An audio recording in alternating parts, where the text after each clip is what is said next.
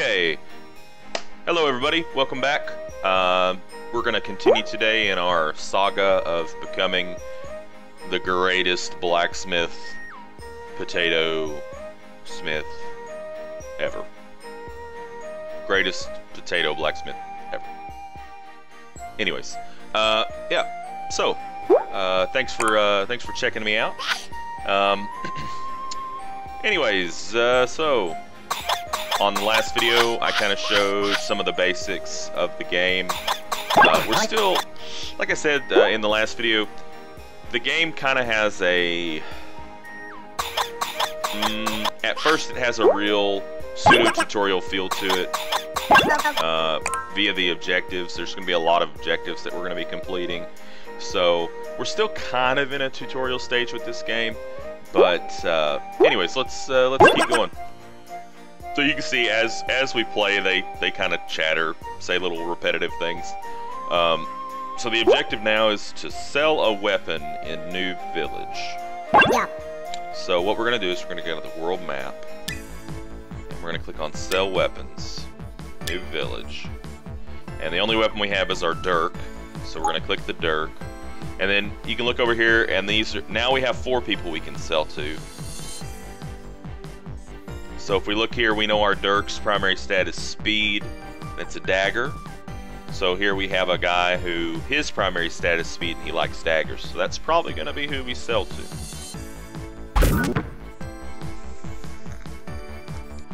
Now,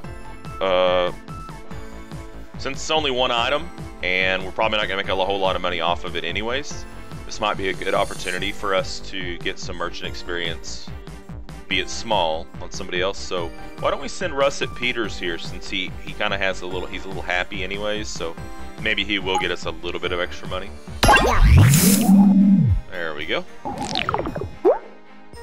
And at this stage in the game, while they're gone selling, there's not really much else that we can do. Later in the game, some other things are going to unlock, and you'll kind of see that it's best to keep other people busy. Now, you do have to keep one potato in the shop at all times, but it's good to keep everybody else busy doing things too. Alright, so now we have 4 options as opposed to the last time we had 2. Usually what I do is I just look up the dollar values, because if the weapon doesn't match up for them, they're not going to offer you as much money. You can see here we have 919 starch. This guy, he'll go up 2 levels. 500 starch, 1 level. 84 starch, but 4 levels. 84 starch, but 4 levels. Typically, I mainly pay attention to this starch figure, because you're going to need money. You have to pay Agent 46, or whatever his number is. He's going to take a cut. You have to pay your smiths every month, and you have to have money to buy supplies, so starch is very, very important in this game. The levels are 2, but you get levels from making weapons. To make weapons, you need starch, so number 1 priority is definitely going to be starch. So we're going to go with the Klepto Kid here, even though he's only going to get 2 levels out of it. So we'll sell it to him. Just making sure. Are you sure? Yes, we're sure. Okay. And so now, apparently, Russet Peters is negotiating a contract here. We click on him again, and there we go. So, 0% merchant bonus because he's got like a not very much merchant level. So we made 919 starch. He gave the weapon rating an A. He said it was a real lifesaver. So that's great. Great job.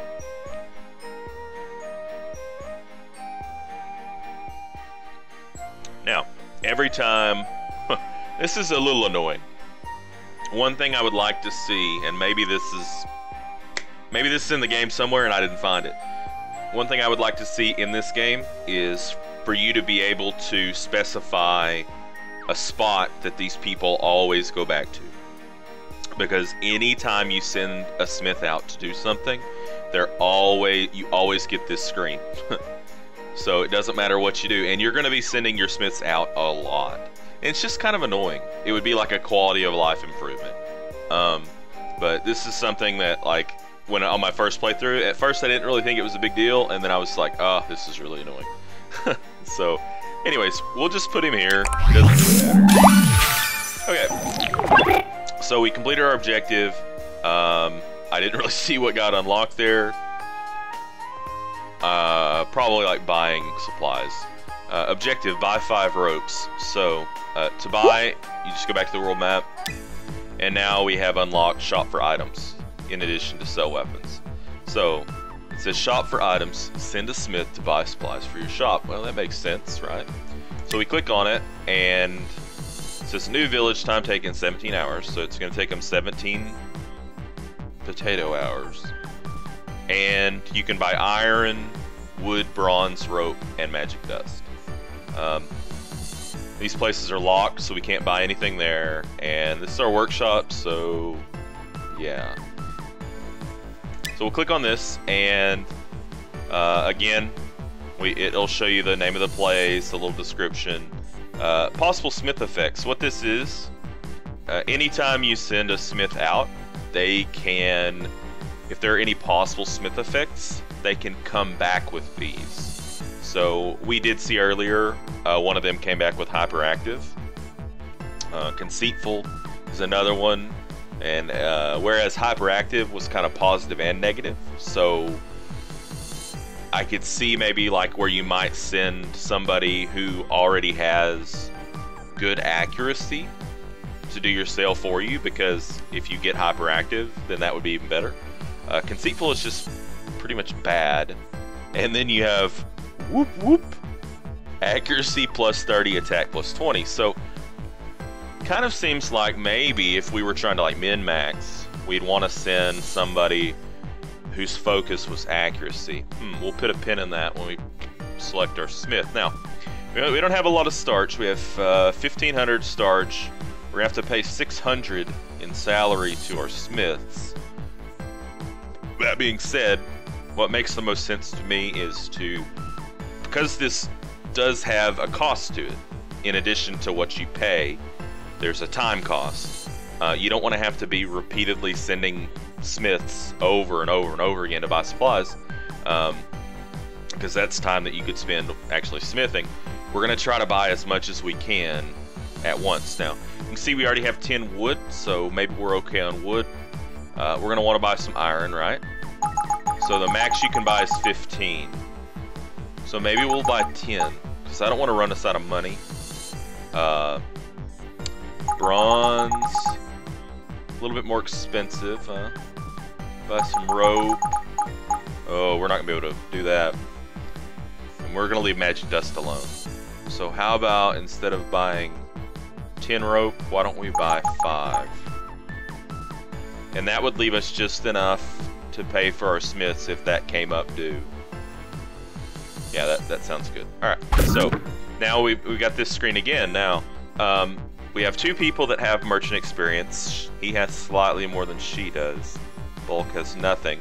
But knowing what we know about the possible smith effects, it kind of makes sense to send somebody there that has accuracy, because we have 2 events that could happen that could benefit accuracy. One that could benefit attack, one that could hurt attack, and then we have one that is just bad. So let's see. She's got good attack and a smidge of accuracy. He's got good speed, some attack, very little accuracy. He has a little bit of attack and a lot of accuracy. So why don't we send Russet Peters again, and we'll hope that he either gets hyperactive or whoop whoop. Alright, start. Okay, now while he's gone, we're just gonna hang out. Oh, see, it told us to buy 5 ropes anyways. I'm glad we bought 5. Completely forgot we were doing that for an objective.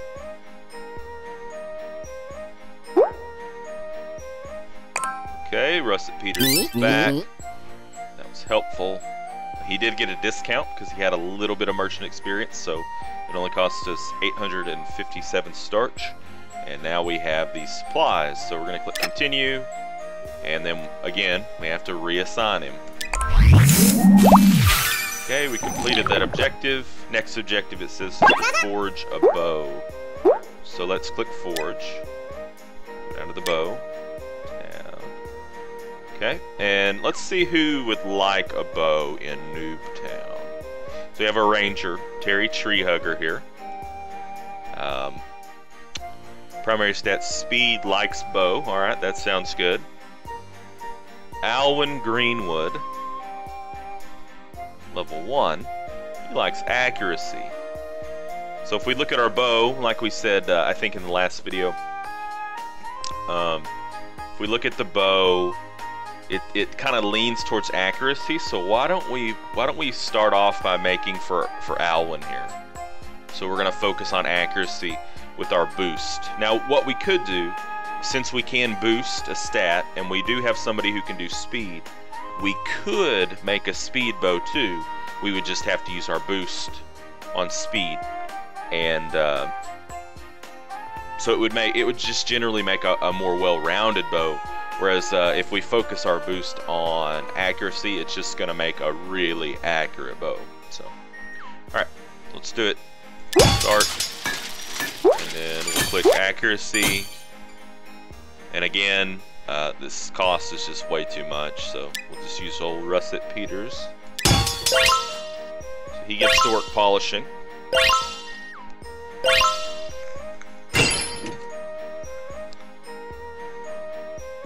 Okay, so he boosted the accuracy by +8.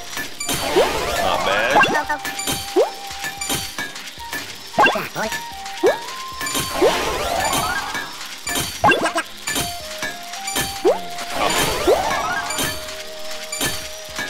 There's a lot of hurry up and wait in this game. You know, if I was playing it not as a pseudo tutorial video, I would probably speed it up here, but I'm just gonna let it play at the low speed. That's fine. It doesn't really take that long. Alright, short bow. So as you can see, if we hadn't have boosted it, it still would have had a primary stat of accuracy. But as far as I can tell, if you're using the smiths in your shop, the boosts are free. So why not boost something? If we didn't boost accuracy, what would we boost? We can't boost magic. And if we would have boosted speed or attack, then that would have been the primary stat. Now, that does mean also, though, that we can definitely make a speed bow for the ranger. So, alright, so we'll click OK. Now, we forged our bow. Our next objective is to get an archer to level 6. Now, what we could do now, we've got a few options. One of the things we could do is we could just immediately turn around and we could go to sell the bow that we just made, right? We could do that.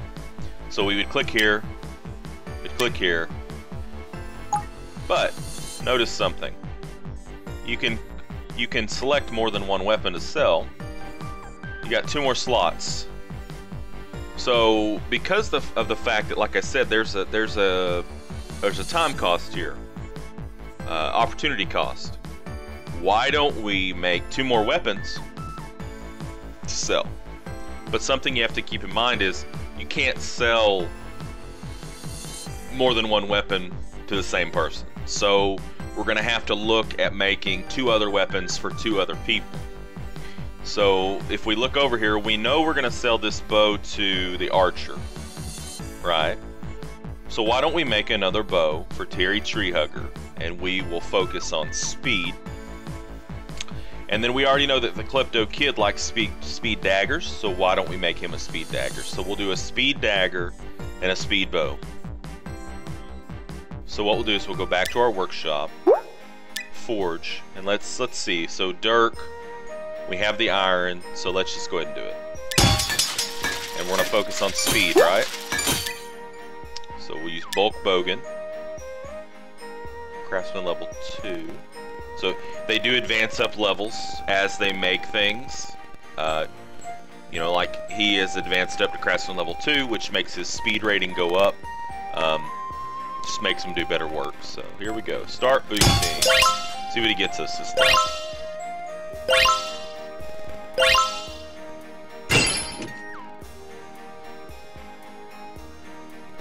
So he's quite proud of that. Plus 15. So you can see primary stat is always going to be in the highlighted green. The darker shade of green will show you what the secondary stat is. So there are random events in this game. Sometimes they pop up really fast. Sometimes they take a while, but we have a choice of fate. A potato in armor bursts in, claiming to be your descendant from the future. He's wearing a funky butterfly masquerade mask. He tells you to dodge to your left in 5 seconds. So we have two options. We can dodge left, or we can say, help, there's a crazy potato. As far as I can tell, these events are completely RNG. You'll get the same event that'll happen. And I've picked the same outcome and gotten two different, or I've picked the same choice and gotten two different outcomes before. So it seems like sometimes they're positive, sometimes they're negative.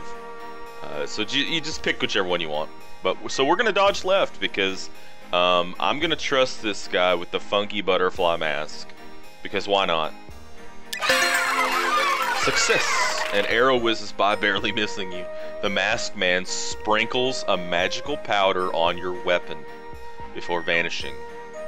And so it says current project stats modified accuracy +8, but that could be bad because we're not trying to make an accuracy bow, but it looks like we're ahead by far enough where that's not going to matter, but it will definitely ensure that accuracy will be the secondary, so that could be good. And back to life as normal.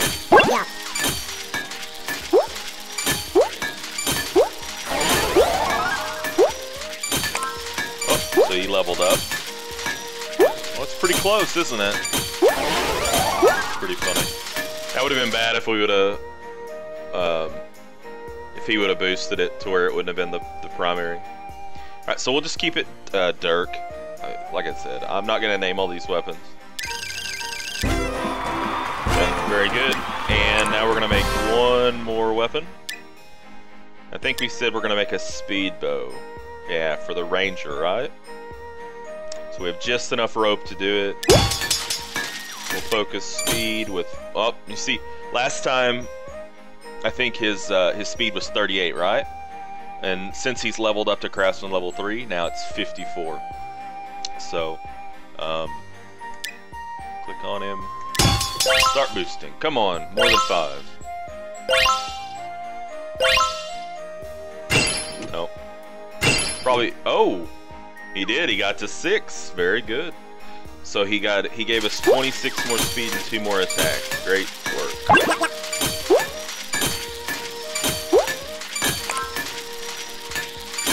Now, where these stats play in is as you go further into the game. The people become harder to please, so they want higher stats, obviously. It says, fire, don't panic, grab an extinguisher. The weapon you are forging has been damaged. -1 attack, -4 speed, -1 accuracy, magic +0. So that's not awful bad, but the sight of the burning potatoes, I don't know about that. I actually kind of like burnt French fries. Ooh, blue moon. The light of the blue moon falls on your weapon, enchanting all who lay eyes on it. So what this does, this is a really cool event because it lets you do another boost. So we could boost attack. We could boost speed or accuracy. I don't think we want to boost anything but speed because we don't want this bow to somehow not become a speed primary. So we'll click OK, and then we're going to boost speed again with bulk bogan. And maybe he'll hit 6 again. That'd be good.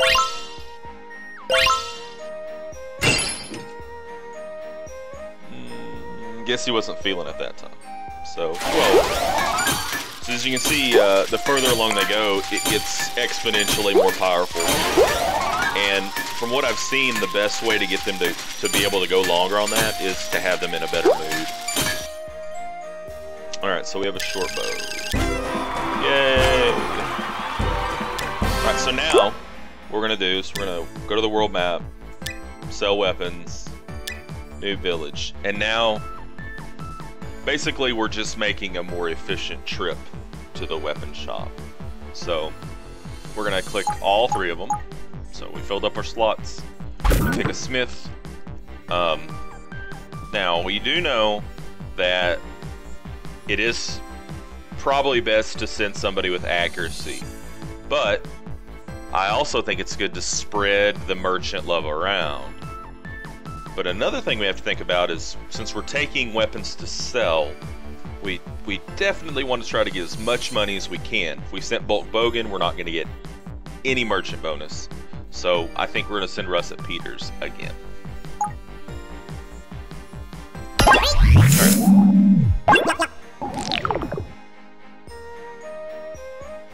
So our objective was to get Archer to level 6. I don't know if that bow will get him to level 6. We'll see. Alright, so this is the short bow with the accuracy focus. So we've got a really nice offer here of 559 starch. This is the guy we were making it for. So, and he will go up to level 6 if we do this. So this will satisfy the requirements for our objective. We probably want to do this. So yeah, let's do it. Okay, our next was the Speed Dirk. So this is quite a bit more, and this is actually who we made it for, so let's go ahead and sell it to him. And then short bow, that's a lot of starch, so let's sell that to you. Okay, so we'll wait for Russet Peters to come back with our money.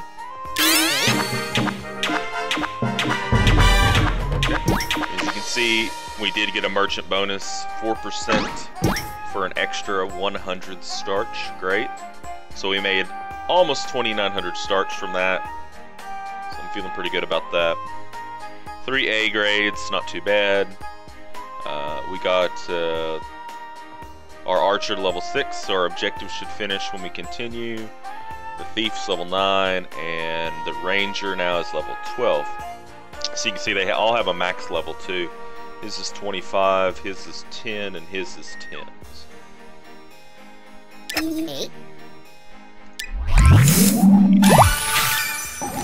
So because our fame increased, we received a travel ticket. Alright, so now our objective is to get 2 heroes to max level. So to get them to max level, we have to sell them weapons. So we're gonna smith some more weapons here. Let's look at our inventory. 5, 6, 1. Now we have 10 bronze. That's good. But I'm thinking we're probably gonna have to make a bow. So we're definitely gonna need some more rope. So we're probably gonna have to make a supply run before we make anything. So, I guess before the supply run, this is probably a pretty good time to go ahead and put a cut in. So thank you for joining me for this second video of Holy Potatoes, a weapon shop. And in the next video, I guess we'll start off with a supply run and keep completing objectives and see what happens. See you then. Game on.